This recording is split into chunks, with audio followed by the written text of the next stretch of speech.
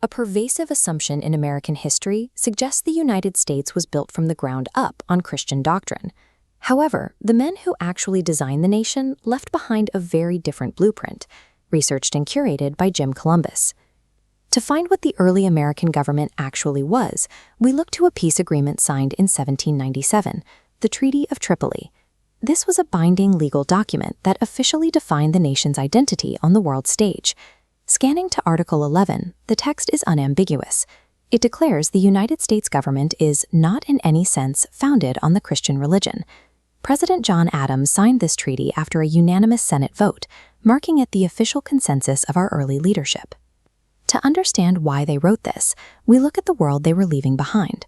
For centuries, Europe had been tearing itself apart over religious authority, with governments spilling blood to enforce state-run dogmas. The founders engineered a deliberate legal disruption to break that cycle.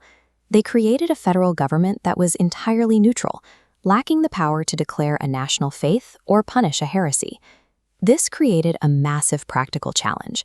If the ultimate authority of a state-enforced religion is removed, what new foundation do you build a unified society upon? To fill that void, the architects of the Republic elevated a different kind of authority, the sovereignty of the individual conscience. Thomas Paine argued that human beings were born with the right to think for themselves. He rejected the idea that any institution could own a person's beliefs, famously declaring, "My mind is my own church."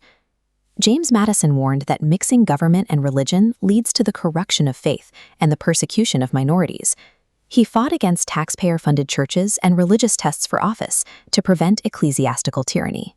Thomas Jefferson argued that a citizen's personal theology was simply none of the government's business.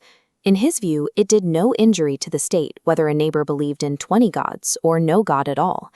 This analysis of Jefferson's belief system describes how a deeply felt private religious conviction could coexist with a strict separation of church and state. These leaders engineered a system where personal belief was an untouchable human right, immune to state regulation. Yet, a nation still needs a shared moral compass.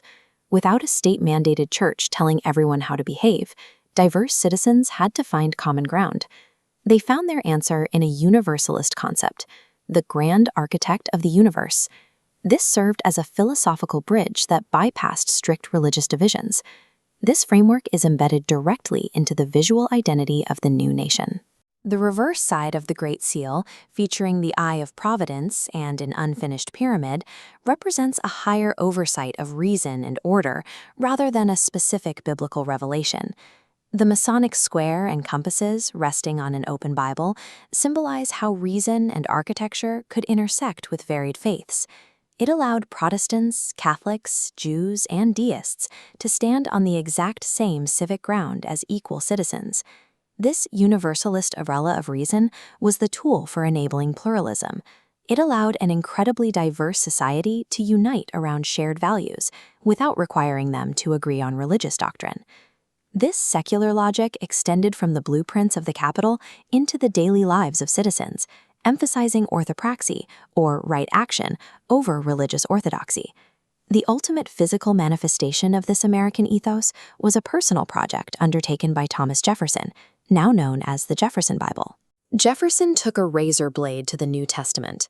He went through the Gospels and physically removed the supernatural claims, the miracles, and the resurrections. What remained, like this isolated text of the Sermon on the Mount, was what he considered the pure moral and ethical teachings of Jesus, stripped of the surrounding dogma. The governing ethos of the era prioritized virtue over dogma.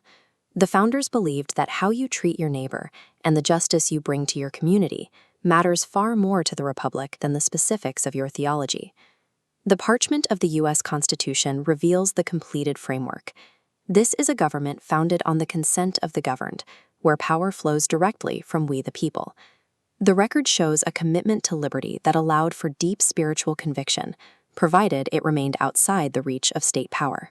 By building a wall to keep the government out of the church, the founders protected religion from the corruptions of state power. Faith flourishes when it is entirely voluntary. Today, that 18th century blueprint acts as a constitutional firewall. It ensures that no single religious identity can capture the government and weaponize the law against its own citizens. The American system was engineered so that personal conscience, not a mandatory creed, serves as the true guide of the citizen. Researched and curated by Jim Columbus. Visit jimcolumbus.gumroad.com.